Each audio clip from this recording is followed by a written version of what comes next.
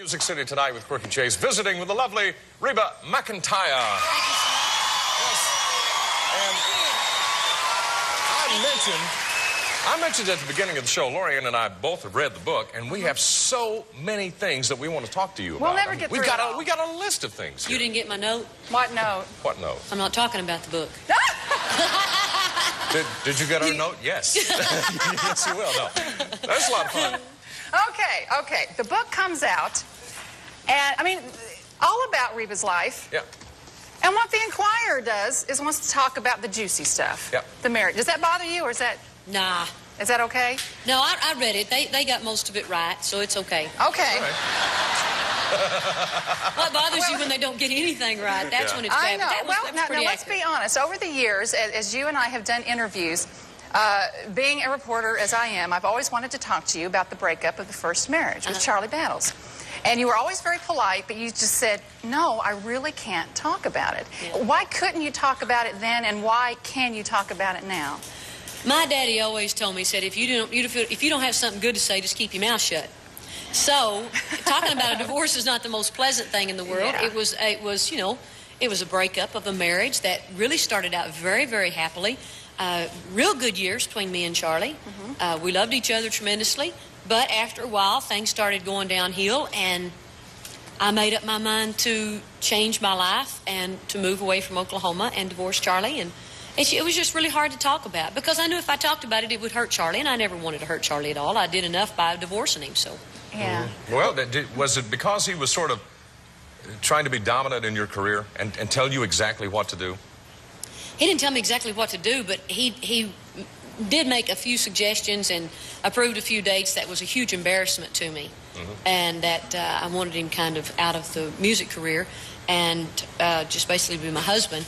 And then it just kept getting worse and worse. And I think what I told Ralph Emery earlier, I think it just basically, I chose my career over my marriage. Basically what it boiled down to. And I don't think I realized that until, you start talking about the book, you write the book, and you read it thousands of times, but, you still have revelations after trying to go deep down into your mind and figure out why you really did things. Yeah. I know that you invited, or your writer, Tom Carter, invited Charlie to tell his side of the marriage and the breakup, and he refused to do that. Does that hurt you that he wouldn't talk? Oh, no, that was Charlie's decision. It was fine with me. Okay. I just thought it was, fair to give him a chance. But he said no, so that's fine. Well, the good news is that you're happily married now to Narvel Blackstock, who's also involved in your career very heavily. Is he considered your manager and definitely. the overseer of everything that you do? Yes. He started out, I know, as one of your band members. He was my steel guitar player. Steel guitar player. And it was so funny because you wrote in the book that he thought you were, what, a hick or something at first? Yeah. He said that. We weren't attracted to each other one bit, and it's really funny that we wound up together because I wouldn't have picked him and he wouldn't have picked me. He thought I was a very country bumpkin, and I thought he was a slick city kid, and it's just very strange that we did wind up together. Now, you in the book explain in your own words, which I think is sweet the way you do it, but try to summarize what was it that, what was the attraction for the two of you eventually? Well, basically, we were going toward the same goals. We were very adventuresome. We were very enthusiastic about the career and had great ideas. And I knew he had great ideas that would further my career. And I respected him highly from the very beginning for his great attitude, his ambitious nature. And every time he had a great idea, it made me look good on stage, so I went for that. Don't blame me. Now, Narvel was the kind of guy, he doesn't really like the spotlight a lot, and so we can understand that. But if we did get to interview him sometime, what would you say is the most difficult thing about working with you? Probably would be when to present the next workload to me. And he usually says, it's really hard to find a time when to tell you that you've got an interview planned for 10 o'clock in the morning after, we have a late night out doing a show and we don't fly until 2 o'clock. And then he's like, oh, by the way, I forgot to tell you in the morning at 10 o'clock you've got an interview. And I'm like, why didn't you tell me this yesterday when I was in a good mood and I wasn't tired? He agitates you a little bit, but on the other hand, he protects you somewhat. I like when some articles are written about you, regardless of what publication they're in, and they're a little, shall we say, critical. He wants you to see him, but he sort of softens the blow. He says, well, Reba, I don't know if you're going to like this or not. And he hands it to you, right? Yeah. He does that sort of thing? Yeah, he That's does. nice to have somebody look out for you like that. Narvel and I are a very good team. I can take criticism from Narvel very well. I don't like it a lot of times. But I have to remember, this is a business. He is my manager, and I know he loves me, so he can tell me that. So the next time I walk out on stage or the next time I do something, what he tells me will improve what I do. And so it's for my fans. So I listen. Good. You know what impressed me most about the book? If somebody asked me, after reading the thing cover to cover, what stands out in your mind? In my mind, it's the fact that you haven't always had it easy. Right now, I guess it's easy just to look at you and say, oh, you know, she's so perfect and the career is going so smoothly. You have been through hell sometimes. Yeah. Wouldn't you say? I'd say one of the worst times of my life was when I was lost up in the mountains in 8,000 acres in southeastern Oklahoma, and I didn't know which way home was. I didn't know where Daddy or Pake or Alice were. I didn't know where Grandpap was, and it's very lonesome up there by yourself just with a horse. Right. Well, I mean, let's tell the folks. I mean, you were raised, would you call it a ranch? Yes. That you were raised on. Yes. And you Hard worker. actually worked like a guy would work, all the hard work. Pake, Alice, and Susie and I were the hired hands. and Grandpap. And we had one other gentleman, Louis Sandman, who helped us out when we were kids, and they were the babysitters practically, because once we got up in the mountains, somebody had to, doesn't it look like just like Shelby? Doesn't it? But Yeah. this is little Reba. This is little Reba. And they started you early, didn't they, working on the farm? I mean, at this age. Look at that hairdo. Eat your heart out. They ask about you. Yeah. Oh, how cute. You know- What's the I know all kinds of ranching is hard work. What's the hardest thing you ever had to do, work-wise? The part I didn't like at all, and was, in the middle of the day, you're down at the corrals branding cattle. And one day, Daddy and I were down there together working cattle, and it was really hot. It was about 11 o'clock in the morning, and I was standing real close to the branding irons. And the heat from the branding irons and the fire was coming towards me. That's where the wind was blowing. And I was getting just real weak and real dizzy, and pretty soon I hit the ground. And when I woke up, Daddy was taking a drink of water out of the water jug, and he saw I was coming to. He said, "You want a drink?" And I had a heat stroke, and I passed out. And so, not a word was said. He said, "You ready to get back to work?" I said, "Yes, sir." And we got right back to work. I mean, this That's a woman. tough life, isn't it? Is it true that you actually castrated bulls too? That was part of your job? I held the tail. Okay, all right, that's all you need to do. All right. That's-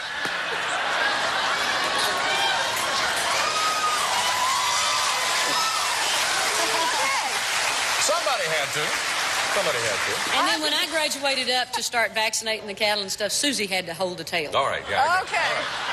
Let's suffice it to say that the woman worked hard. Okay. Yes. And there are a lot of things that I know that are painful to remember and write about and to put in the book. Yeah. And, of course, the plane crash is something that you vividly talk about in the book. And I think it's probably the most complete account. And the reason I want to ask you what you were going through, how you were coping, is because at the point it happened, you didn't talk to the media. You stayed away from people like Lorianne and myself. We begged. We did. Yeah, we tried. And the fans were saying, well, why didn't she say something to us? And we said, we tried, but we respect her wishes. She's not ready to talk yet. So maybe you can give us an account of how you got through that tough time. Well, we stayed busy for the first part, and I really couldn't talk about it because it hurts so much. Losing one person is bad enough, but losing 8, and then 2 people who were flying the band and Jim, it's really hard to get through something like that. And also, I didn't want to talk about it because it brought up what happened for the family.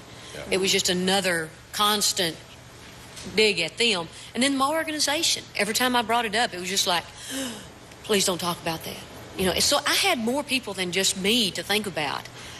It hurt every time we talked about it. It still does. And in the book, Tom Carter did a great job of going to San Diego and going up on Otay Mountain and visiting with the people who were part of the rescue team. I actually did a lot of research regarding the flight itself. A lot of research. Tom did a wonderful, wonderful job. But actually what happened that night, Narvel and Sandy and I had flown in to San Diego, and we had flown in on a Hawker. And the band and the crew had split up between 2 Saberliners. That's another kind of plane. And the Hawker is a bigger plane than the Saberliners. And so when we got to San Diego, Jim Hammond, my tour manager then, met us at the plane and said, would it be okay if we swap planes when we leave? And Narvel said, sure. The Hawker's bigger. Y'all need the room. And he said, also, we have another problem. The field where we flew into has a curfew, and we need to fly out earlier than the 11 o'clock curfew. And Narvel said, well, instead of having to rush around and cut the show short, we were planning a private show for IBM. He said, won't you just move the planes over to the other airfield, and then y'all can take a leisurely time after the show to get to the planes and fly out. And so that was the plan. And what happened, of course, is well documented in the book, and everyone knows about it. But to hear the account from you firsthand is what I think is important, and it's well detailed in the book. Do you think that you will ever do what Tom Carter did and go up on Otay Mountain? I have no desire to go to Otay Mountain yet. I've talked to a lot of the family members who have gone. Some, it has helped them, and some wish they hadn't gone, and some says it didn't make a difference. So it affects everybody differently. Everything that happens in life, be it good or bad, has to be looked at as a learning experience. I think I've heard you say that before. What did you learn from this experience? How has, I know it changed your life, but in what way? Well, Lorianne, basically it made me realize that every minute we're on Earth is a gift. And we can be taken any minute. We can be taken from what we love to do and the people we love as quick as a blink of an eye. And so what you have to do is live your life to the fullest, do what you set out to do, and be happy with what you get to do. Are you happy? Oh, I'm very happy. Great attitude. Our visit with Reba McEntire on Music City tonight will continue right after this.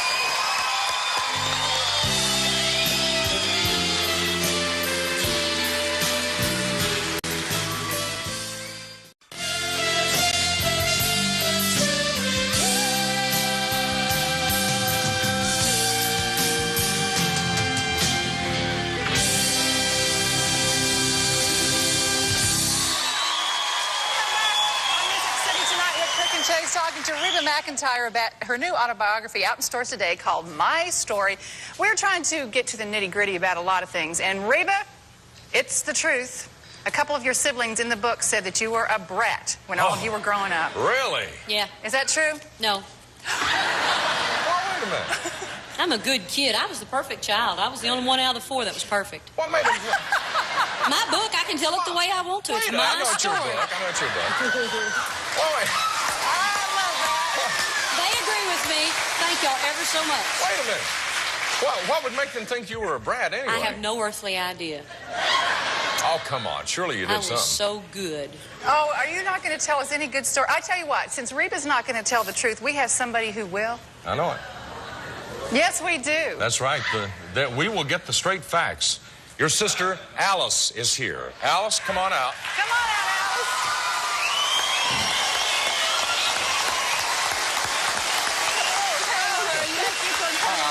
Come on over here, sit down, dear. Right over here, okay? Okay.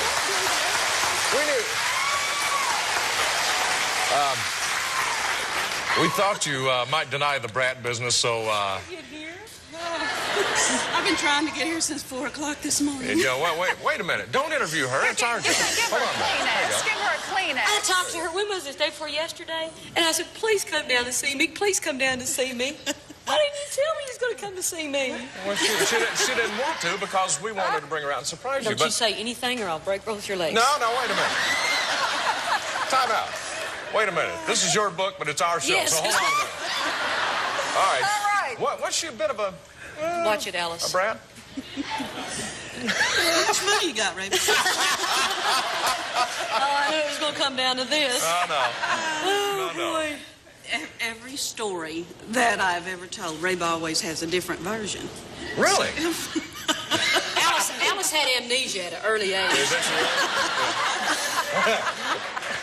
Well, what's the one story that she always says, no, that's not the way it goes? Oh, my goodness. Bunch of them. Yeah. Well, Hank and I told Reba that she was adopted until she was a big old kid. Really? We would have her in tears. And then I guess it's part of the pecking order because she told Susie the same thing when Susie got that big. Susie got so mad at us, she ran away from home. But Mama said, you go past the cattle guard, you can't come back. All Oh, right. how funny. And so she sat at the cattle guard for all afternoon, then she came back. Well, regardless of all the ribbing, I know in reading the book, you always look upon Alice as being the strong one that you always looked up to as far as your siblings. Yeah, how